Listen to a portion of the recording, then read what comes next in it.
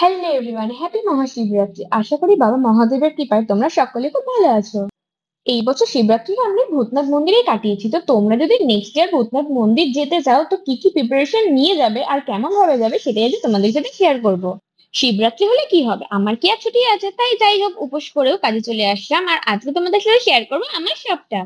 দেখো, এইটা হচ্ছে ম্যাডাম কেক শপ, যেখানে অ্যাট প্রেজেন্ট আমি কাজ করছি। তো সকালে শপে এসে আমাকে কি কি করতে হয় আর সেটাও তোমাদের সাথে শেয়ার করব।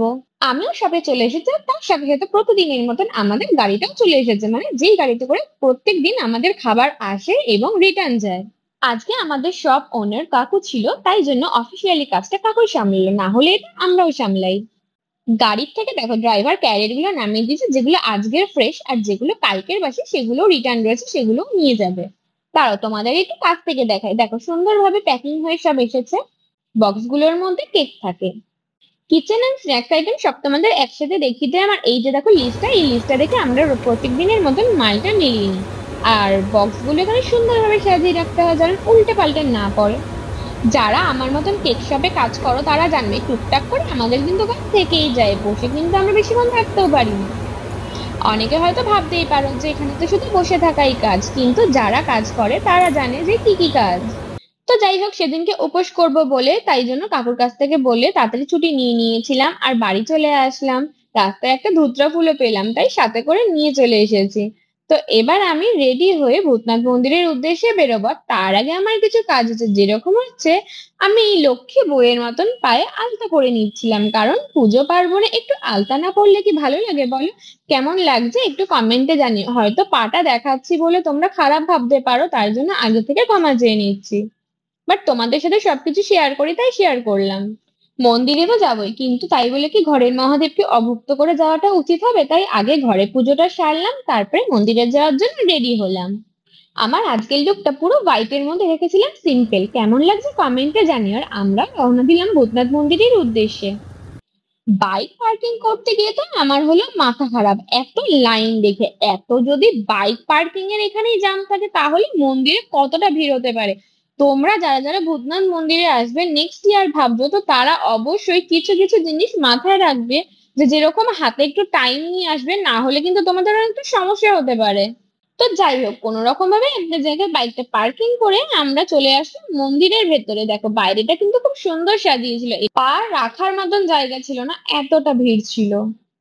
আমি শুধু মনে মনে একটাই কথা ভাবছিলাম যে পুজো দেওয়ার লাইন কতটা বড় হতে পারে। এখানে যদি এরকম পা রাখার জায়গা না থাকে তাহলে তোমরা ভাবো যে পুজো দেওয়ার লাইনটা কত বড় হতে পারে। তবুও মনে একটা আশা নিয়ে জেদ নিয়ে যে যতই ভিড় হোক আর যতই দেরি হোক না কেন আজকে পুজো দিয়ে তারপরেই যাব, কারণ পুজো যখন দিতে এসেছে পুজোটা কমপ্লিট করবোই, সেটা যতই রাত হোক আর ভোরই হয়ে যাক না কেন।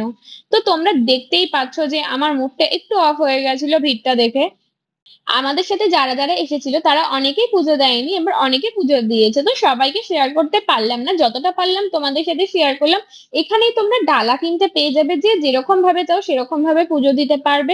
তো আমি এখান থেকে ডালা কিনে নিলাম আমার মতন করে পুজো দেওয়ার জন্য। এখানে তোমরা সবকিছু পেয়ে যাবে, তোমাদের যেটা মন চায় সেটা দিয়ে পুজো দিতে পারবে।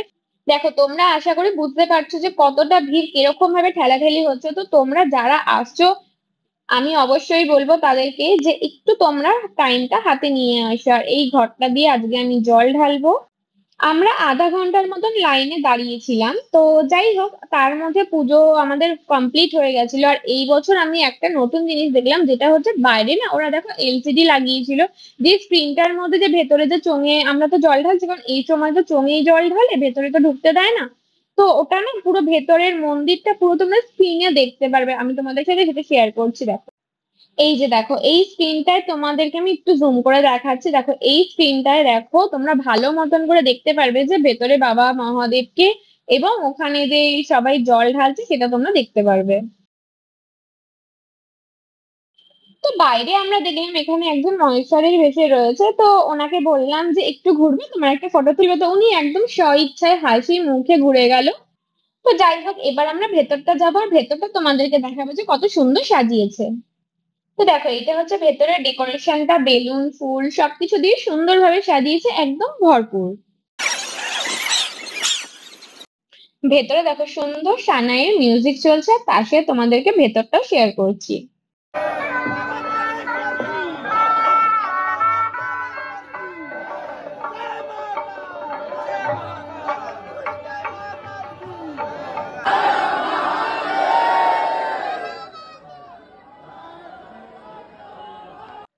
ভেতরে মন্দিরে ঢোকার মুখে প্রচন্ড ভিড় ছিল, প্রচন্ড ঠেলাঠেলি হচ্ছিল। তো তোমাদেরকে বলবো যে যারা তোমরা একা যাবে কাইন্ডলি একা যেও না।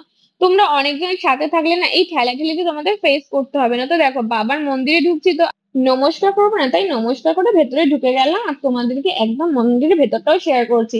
ওরা কিন্তু ভিডিও করতে দিচ্ছিল না, কিন্তু আমরা সুযোগ মতন ভিডিওটা করে নিয়েছি, কারণ তোমাদের সাথে শেয়ার করতে হবে।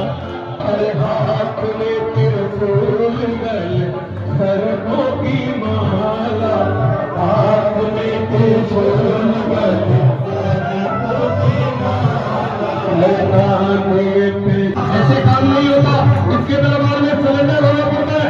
पूरे हाथ खड़े करके ताली बजाकर ये मेरी झोली भर दीजिए।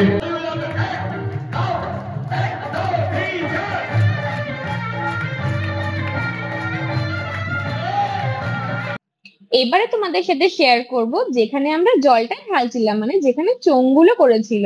মন্দিরটা পেছন দিক থেকে ঘুরিয়ে এসে সামনে এইখানে দেখো জলটা ঢালা হচ্ছিল। পুজো কমপ্লিট করে চলে গেলাম একটু ঘাটের দিকে।